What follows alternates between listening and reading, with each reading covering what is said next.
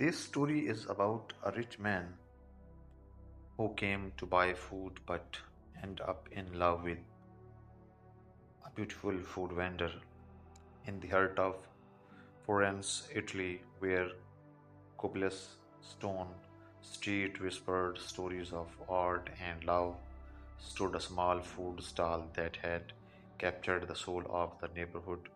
The sign above it read Sophia's Cucina, homemade taste, heart-made love. Every morning, the air around Pizzadella Signoria filled with the scent of freshly baked focaccia, olive oil, and simmering tomato sauce.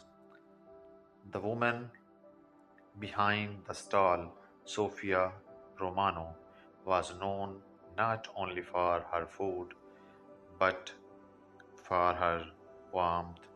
Her laughter echoed through the scare, and her smile could brighten even the gloomist day. Sophia had inherited the stall from her late father, though life had not been kind to her. Her family's restaurant had closed years ago. She refused to give up her dream. She worked tirelessly, serving food that carried both tradition and love. On the breezy autumn afternoon, a sleek black Mercedes Mibich pulled up beside the scare. Out stepped Alexander Hartman, the 34-year-old CEO of Hartman Global Ventures, a powerful European investment firm.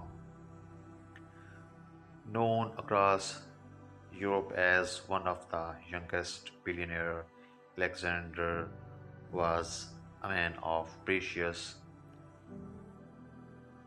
Alexander was a man of precision, tailored suits, silent cars, and a heart that had forgotten how to slow down. He was in Florence for a business conference, surrounded by luxury hotels and fine dining. But that day, his schedule had been so tight he had skipped lunch. On his way back from meeting, he caught a whiff of something irres- irresistible, irresistible garlic, basil, and freshly baked bread. His driver stopped near the source. Alexander, curious, stepped out and followed the scent to a small stand where a young woman was handing a steaming bowl of pasta to a child. Bon appetito, she said cheerfully. Her smile made him pause. There was something disarmingly genuine about her. Excuse me, Alexander said, his accent smooth and polished. Do you serve anything vegetarian? Sophia turned, her eyes meeting his. They were the color of dark chocolate, calm but curious. Of course, she said, would you like to try my pesto pasta?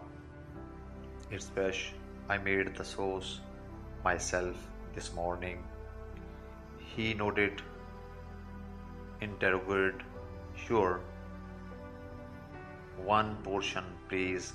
She handed him a plate. A few minutes later, pasta glistening with olive oil, basil, and pine nuts. Alexander took a bite and froze. It was the best food he had tasted in years, far better than the McKellen stared restaurant he was used to. This is extraordinary, he said softly. Sophia smiled. It's just food. Ignore, but thank you.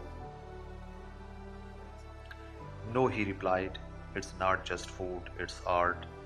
He left that day, but he could not stop thinking about her. Something about Sophia's simplicity and passion for her craft touching a part of him that boardroom and billion-dollar deals never could. The next day, he returned back again, Mr. Fancy Suit. Sophia teased playfully, whipping her hands on her apron. Alexander chuckled. You remember me? Hard not to, she said. You looked like a man who had never eaten street food before. He smiled. You are right, but I think I have been missing out all my life. From that day on, Alexander came every afternoon, always ordering something new. Sometimes lasagna, sometimes soup, sometimes just coffee, and with every visit, he found himself drawn deeper into her world, a world of laughter, simplicity, and genuine warmth. He learned that Sophia lived in a small apartment above her aunt's bakery, that she loved old Italian songs, hated fast food, and dreamed of opening a cozy restaurant where travelers could feel at home. You could do that easily, he said once. You have talent. She shook her head, smiling wistfully. Dreams need more than talent, they need courage, and I am still working on that. Weeks passed. The powerful CEO, who once sealed multi-million dollars deal in glass towards no, found peace in humble food stall. He even began helping her after all, cleaning, stacking plates, and occasionally serving customers. Whole laughed at the sight of man in designer's clothes taking orders. One rainy evening, Sophia was closing the stall when a strong gust of wind knocked over her small canopy. Alexander, who had been waiting nearby, rushed forward to help her. Her, let me, here, let me, he said, steadying the poles. You will ruin your suit, she said, laughing as rain splashed across them both.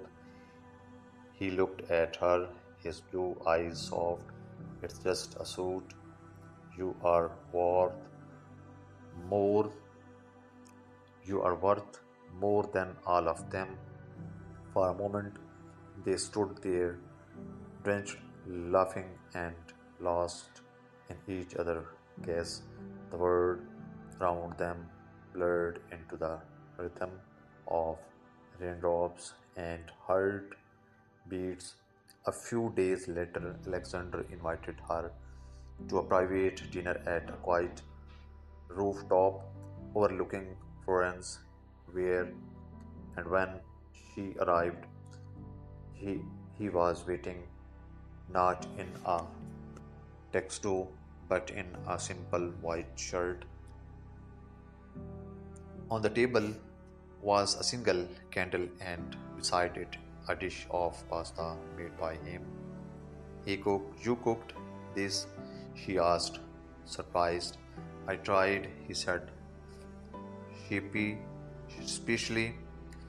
It's nowhere near yours. But I wanted to return the favor. Sophia laughed. You will need more practice. I did like that, he said softly. More dinners, more everything with you. Her smile faded into something tender. Alexander, you are from a different world. You are rich, powerful. I sell food on the street. He took her hand gently, and yet you are the only one who's even made me feel full. Not with food but with life. Months later, the people of France witnessed something they never expected, the reopening of beautiful little restaurant near the Arno River. The sign above it read Sophia's Table in partnership with Hartman Ventures. But when customers entered, they did not find a CEO giving orders. Instead, they found Alexander behind the counter, smiling proudly as Sophia cooked in the open kitchen. The two had built it together not as business partners but as lovers who had found magic in the simplest thing food, laughter, and each other. As the sun set over Forsen, Alexander looked around the restaurant filled with warmth and joy. He turned to Sophia and said quietly, I only came to buy food, but I found everything I never knew I needed. Sophia smiled, whipping flour from her hands, and I found love hidden between pasta and destiny. And so, in a city known for its art, a love story was written, one that began not in a palace of bedroom but in small, fragrant kitchen of a food vendor's heart.